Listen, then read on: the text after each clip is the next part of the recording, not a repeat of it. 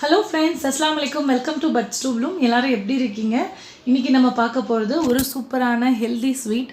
இன்ஸ்டண்ட்டாக செய்யக்கூடிய ஒரு கேசரி, ரவா கேசரியோட ஒரு சுலபமான கேசரி. ஜவ்வரிசி வச்சு நம்ம இன்றைக்கி கேசரி செய்ய போகிறோம். ரொம்ப டேஸ்ட்டாக இருக்கும், பசங்களுக்கு ரொம்ப ரொம்ப பிடிக்கும்.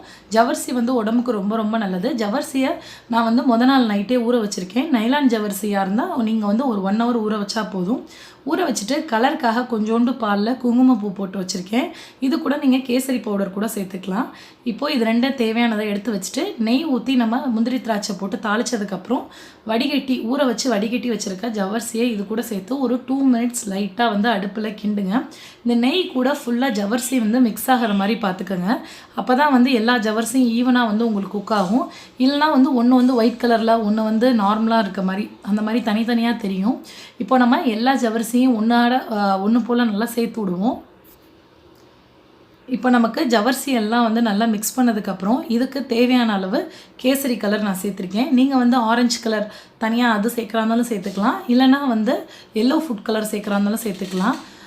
ஜஸ்ட் ஒரு அட்ராக்ஷனுக்காக தான். ஃபுட் கலர் சேர்க்காமலும் நீங்கள் இது செய்யலாம், ரொம்பவே நல்லாயிருக்கும். நான் வீடியோக்காக தான் கலர் சேர்த்துருக்கேன். மேக்ஸிமம் ஃபுட் கலரை அவாய்ட் பண்ணுறது நல்லது. திக்கான தேங்காய் பால் 3/4 கப் எடுத்திருக்கேன். 1 கப் ஜவ்வரிசினா 3/4 கப் தேங்காய் பால் ஊற்றுனீங்கன்னா செம்ம டேஸ்ட்டாக இருக்கும். தேங்காய் பால் ஃபஸ்ட்டு பாலை நல்லா திக்காக எடுத்து ஊற்றுங்க, அதிக தண்ணி சேர்க்க வேணாம். இப்போ இது ஒரு 1 minute போல் நல்லா கொதிக்கணும். ஒரு 1 or 2 minutes நல்லா கொதிச்சிச்சின்னா ஜவ்வரிசி உங்களுக்கு ஃபுல்லாகவே குக் ஆயிரும்.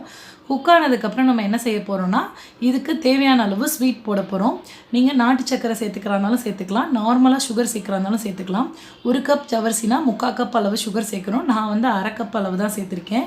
இப்போது எல்லாமே நீங்கள் ஈவனாக மிக்ஸ் பண்ணுறப்ப சுகர்லேருந்து கொஞ்சம் தண்ணி விட்டு திருப்பி தண்ணி வர மாதிரி இருக்கும். பட் அந்த ஹீட்லேயே உங்களுக்கு கேசரி பதத்துக்கு எல்லாமே ஒன்று சேர்ந்து வந்துடும். இப்போது நம்ம நல்லா மிக்ஸ் பண்ணி விடுவோம். இது பார்த்திங்கன்னா ஜவ்வரிசி உடம்புல உள்ள ஹீட்டெல்லாம் அப்படியே ரெடியூஸ் பண்ணும். நீங்கள் பாயாசம், இந்த மாதிரி கேசரி, புட்டிங், அந்த மாதிரி நிறையா ஜவ்வரிசியில் ரெசிபிஸ் இருக்குது. நான் இனி வர வீடியோவில் இந்த மாதிரி ஜவ்வரிசி வச்சு ஈஸியாக செய்கிற ரெசிபி நிறையா இருக்குது. ஸோ அதெல்லாம் நான் உங்களுக்கு போடுறேன். இப்போது நம்மளோட கேசரி சூப்பராக ரெடி ஆகிடுச்சு.